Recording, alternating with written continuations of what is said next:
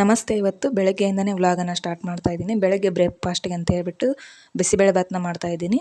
ಹೆಸರುಬೇಳೆ ಮತ್ತು ಅವಲಕ್ಕಿನ ಬಳಸ್ಕೊಂಡು ಬಿಸಿಬೇಳೆ ಬಾತನ್ನ ಮಾಡ್ತಾಯಿದ್ದೀನಿ. ಮೊದಲಿಗೆ ಒಂದು ಕುಕ್ಕರ್ಗೆ 1 ಕಪ್ನಷ್ಟು ಹೆಸರುಬೇಳೆನ ಹಾಕಿದ್ದೀನಿ.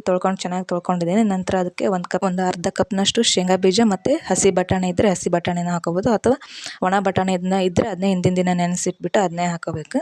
ಆನಂತರ ಒಂದು ಟೊಮೆಟೊನ ಕಟ್ ಮಾಡಿ ಹಾಕ್ಕೊಂಡಿದ್ದೀನಿ. 2 ವಿಷಲ್ ಬರೋವರೆಗೂ ಕೂಗಿಸ್ಕೋಬೇಕು. 2 ವಿಷಲ್ ಕೂಗಿದ ಮೇಲೆ ಅದು ಕೂಲ್ ಆದಮೇಲೆ ಅದಕ್ಕೆ ಒಂದು ಬಟ್ಲು ತೊಳೆದಿರುವಂಥದ್ದು ಅವಲಕ್ಕಿನ ಹಾಕಬೇಕು. ಆನಂತರ ತುರಿದಿರುವಂಥ ಕೊಬ್ಬರಿನ ಹಾಕಬೇಕು.